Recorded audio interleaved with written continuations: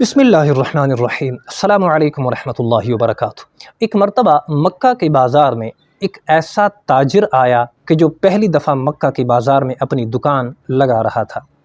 اس دکاندار کے ساتھ اور بھی کئی دوست تھے جنہوں نے اپنا سامان بیچنے کے لیے تجارت کی نیت سے مکہ کے بازار میں لے کر آئے تھے۔ جب اس دکاندار نے اپنی دکان سجائی، پہلا گاہک آیا اور پوچھا کہ کیا تمہارے پاس موجود یہ کھجور اعلیٰ درجے کی ہے؟ دکاندار نے کہا کہ نہیں، یہ اعلیٰ درجے کی نہیں ہے، یہ اس سے 2 درجے کم کھجور ہے۔ دکاندار سے اس گاہک نے پھر پوچھا کہ کیا تمہارے پاس موجود یہ کپڑا اعلیٰ یمنی کپڑا ہے؟ دکاندار نے فوراً سے جواب دیا کہ نہیں، اعلیٰ یمنی کپڑا بہت ہی قیمتی اور بہت اعلیٰ قسم کا ہوتا ہے، یہ اس طرح کا کپڑا نہیں ہے، یہ 2 درجے کم ہے اس سے۔ اس کے ساتھی جو اس کے ساتھ آئے تھے، دکان لگائے تھے، تو انہوں نے جب یہ دیکھا کہ یار اس کو تو اپنے سامان کو بیچنے کا طریقہ ہی نہیں آتا، تو وہ ان پر ہنس پڑے۔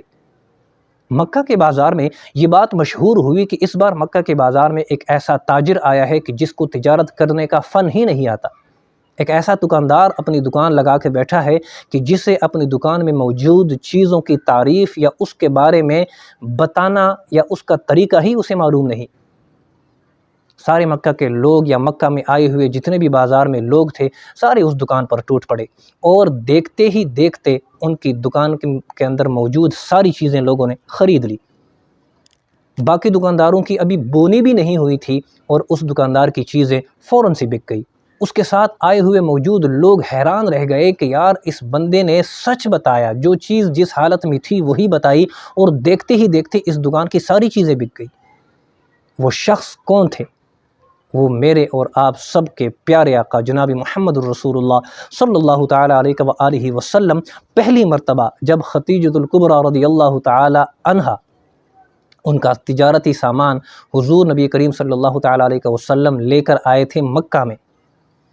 مکہ کے بازار میں آئے تھے اور انہوں نے یہاں پر بازار میں دکان لگائی تھی، تو یہ حالت تھی کہ انہوں نے جو چیز بتائی اور جس حالت میں بتائی اسی طرح تھی اور دیکھتے ہی دیکھتے ان کی ہر چیز بک گئی۔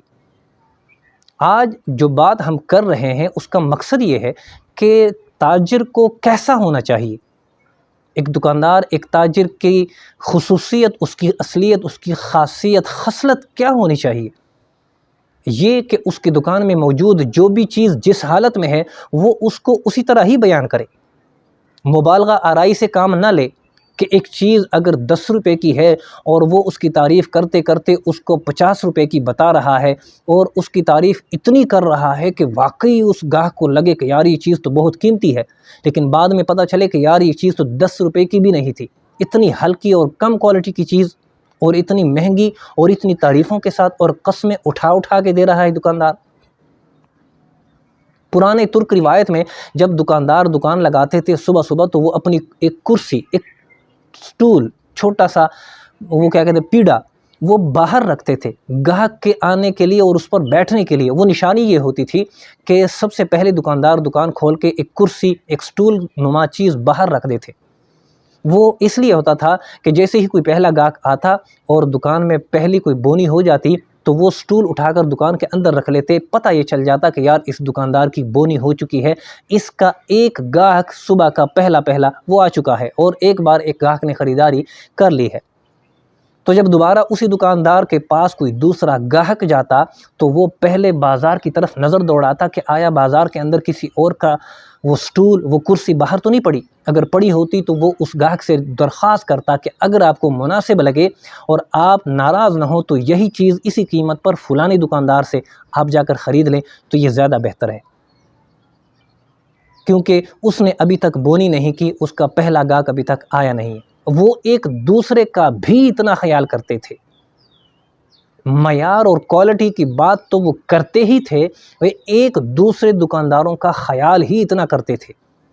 آج اگر ہم بازار جاتے ہیں کسی بھی قسم کی دکان میں، چاہے آپ خشک میوجات کی دکان میں چلے جائیں، تو آپ کو بہت مشکل سے وہ چیز ملے گی جس کی تلاش میں تم آئے ہو۔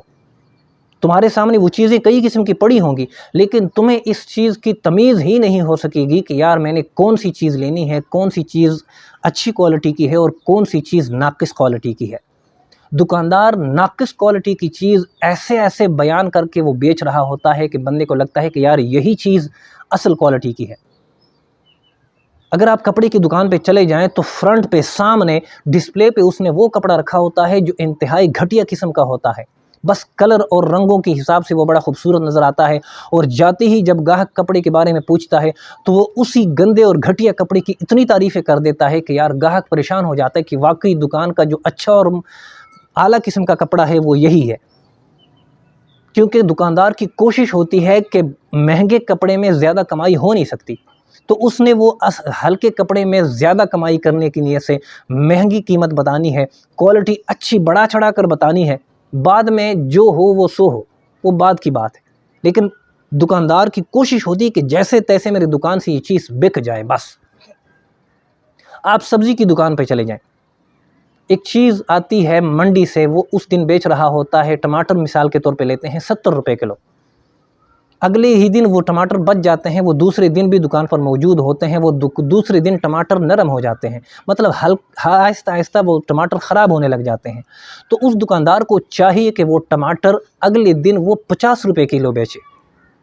کیونکہ آج کے دن اس کی کوالٹی گر گئی ہے، وہ کوالٹی کمزور پڑ گئی ہے، تو اسے چاہیے کہ وہ وہی ٹماٹر جو کل 70 روپے کے بیچ رہا تھا، کیونکہ اس وقت وہ تازہ تھے، آج کے دن جو بچ چکے ہیں تو آج کے دن اسے 50 کے بیچنے چاہیے، بجائے 50 کے بیچنے کے وہ گلے سڑے ٹماٹر بیچ میں سے نکال دیتا ہے اور وہی 70 والے ٹماٹر 90 روپے کے کر دیتا ہے۔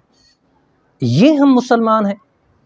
یہ ایک مسلمان کی حیثیت رہ چکی ہے کہ وہ ایک مسلمان کو دھوکہ دینے کے لیے کسی بھی حد تک گر سکتا ہے،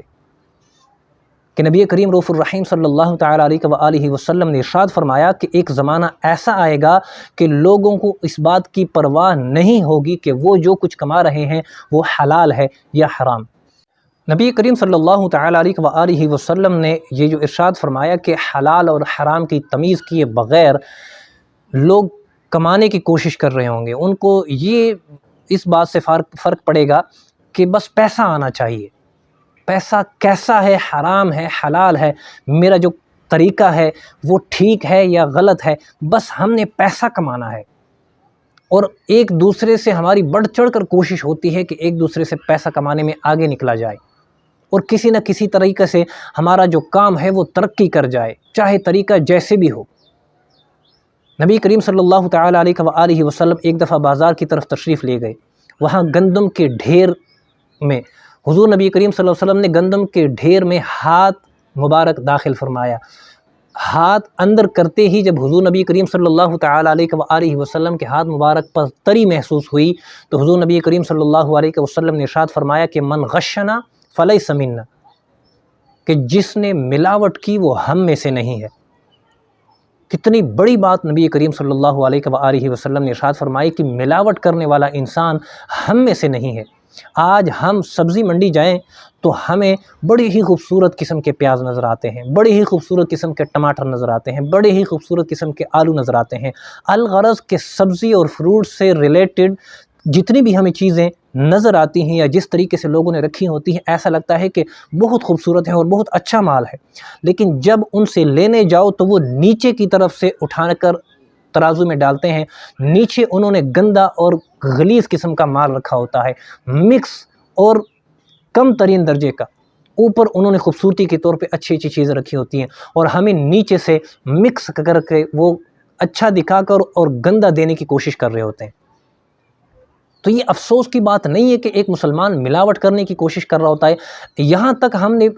سوشل میڈیا میں دیکھا ہے کہ کچھ لوگوں نے چھپ کے سی ویڈیو بنائی ہے ریڑی والوں کے کہ وہ سبزی اور فروٹ بیچتے ہوئے ساتھ میں ایکسٹرا وزن رکھتے ہیں ترازو میں، کم تول، ایک بندہ کلو سیب لینے آیا ہے یا 2 کلو سیب لینے آیا ہے، اگلا بندہ آدھا کلو سیب کے ساتھ ایک پلڑے میں سیب کے ساتھ وہ بھٹا بھی رکھ دیتا ہے آدھا کلو کا، اور وہ اس قسم کی چوری کرنے کی کوشش کر رہا ہوتا ہے کہ وہ اگلے کو پتہ بھی نہیں چلنے دیتا۔ یہ لوگ کیا سوچ کر یہ کر رہے ہیں کہ انہوں نے مرنا نہیں ہے، اللہ تبارک و تعالیٰ کی بارگاہ میں پیش نہیں ہونا، جواب نہیں دینا۔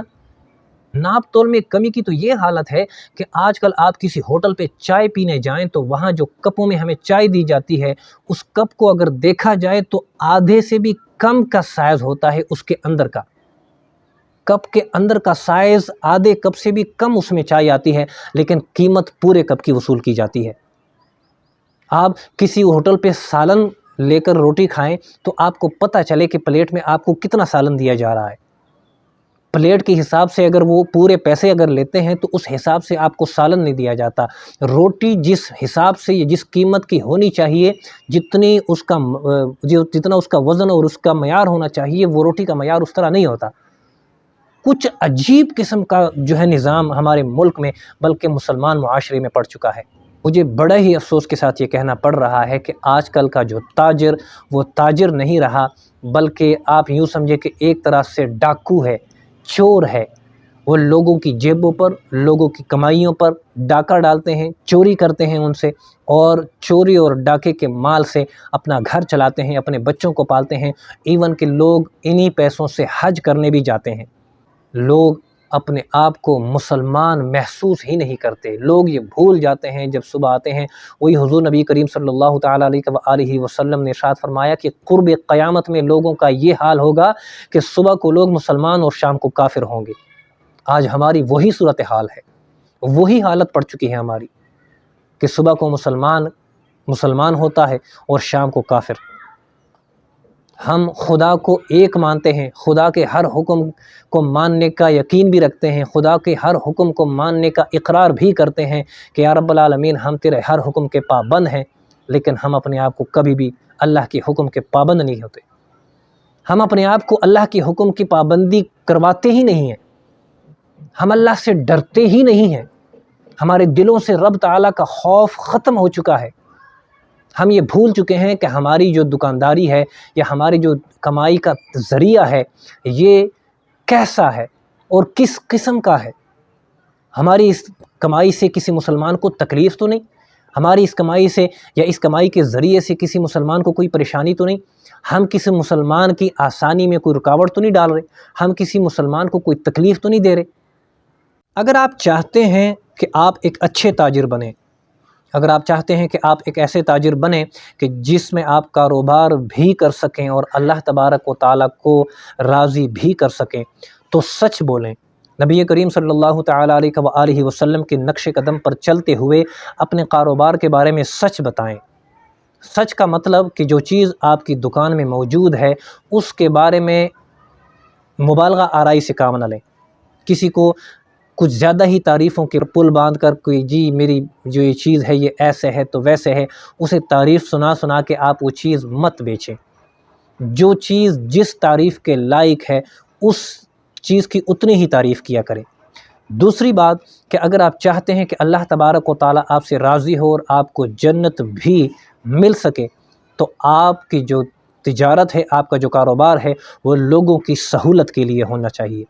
آپ کی نیت یہ ہو کہ آپ جس چیز کا بھی کاروبار کرتے ہیں اس میں لوگوں کے لیے آسانی ہو،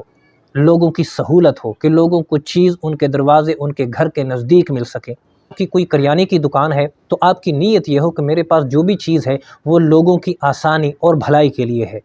تو اس کا بدلہ یہ ہوگا کہ اللہ تبارک و تعالیٰ آپ سے راضی بھی ہوگا، آپ کو جنت بھی عطا فرمائے گا، اور دنیاوی فائدہ تو آپ کو ویسے بھی ملے گا، کیونکہ دکان جو آپ نے لگائی ہے تو دکان تو چلنی ہی ہے۔ اللہ تبارک و تعالیٰ ہمیں عمل کی توفیق عطا فرمائے، آمین۔